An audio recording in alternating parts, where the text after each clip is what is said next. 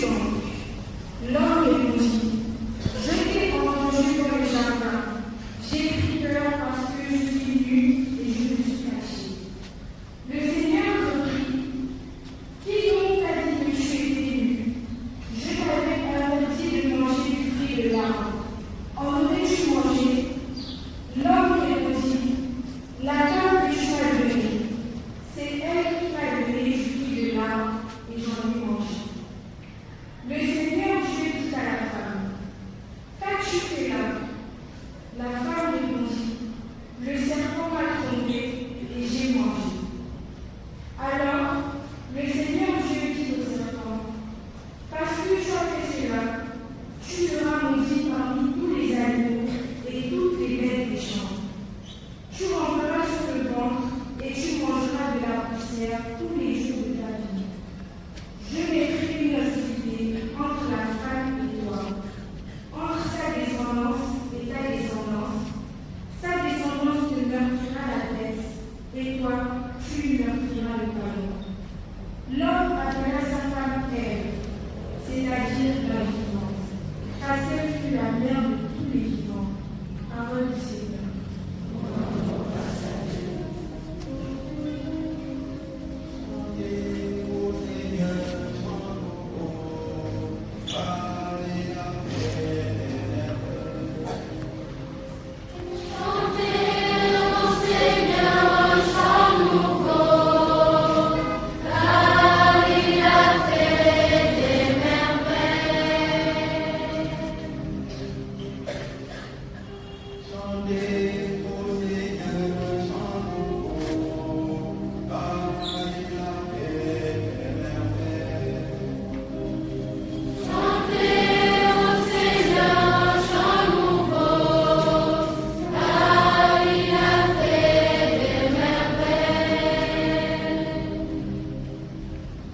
Chantez au Seigneur un chant nouveau, car il a fait des merveilles.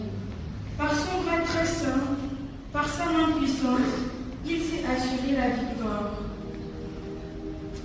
Chantez au Seigneur un chant nouveau, car il a fait des merveilles.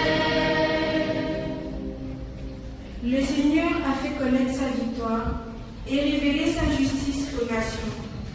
Il s'est rappelé sa fidélité, son amour en faveur de la maison d'Israël.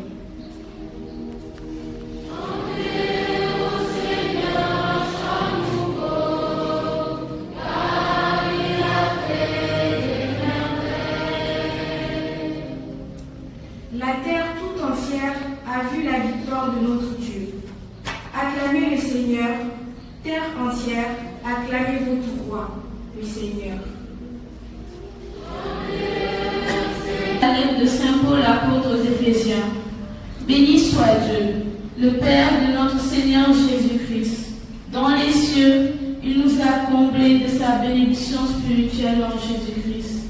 En lui, il nous a choisis avant la création du monde, pour que nous soyons dans l'amour, saints et irréprochables sous son regard. Il nous a d'avance destinés à devenir pour lui des fils par Jésus-Christ. Voilà ce qu'il a voulu dans sa bienveillance, à la louange de sa gloire, de cette grâce dont il nous a comblés en son Fils bien-aimé.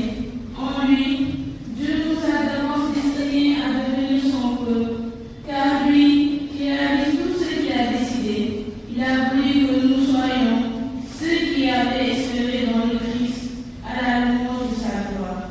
Parole du Seigneur.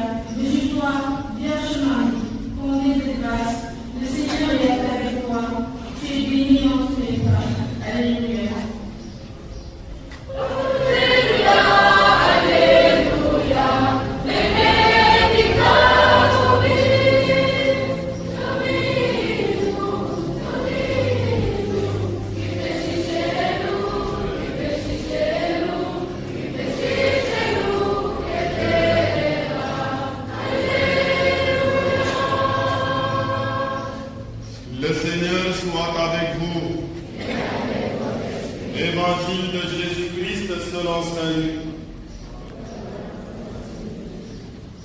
L'ange Gabriel fut envoyé par Dieu dans une ville de Galilée appelée Nazareth, à une jeune fille, une vierge, accordée en mariage à un homme de la maison de David appelé Joseph. Et le nom de la jeune fille était Marie. L'ange entra chez elle et dit: Je te salue, comblée de grâce, le Seigneur est avec toi.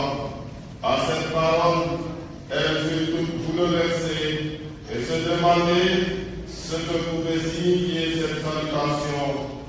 L'ange lui dit alors: Sois sans crainte, Marie, car tu as trouvé grâce auprès de Dieu. Voici que tu vas concevoir et enfanter un fils. Tu lui donneras le nom de Jésus. Il sera grand. Il sera appelé fils du Très-Haut. Le Seigneur Dieu lui donnera le trône de David, son père.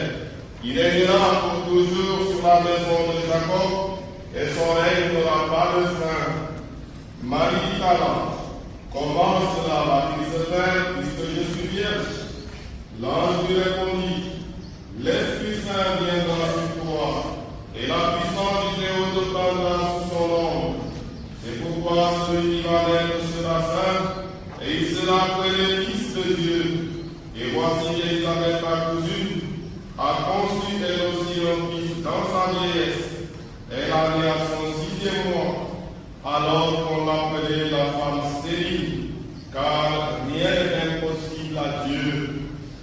Marie dit alors: Voici la servante du Seigneur, que tout se passe pour moi selon ta parole.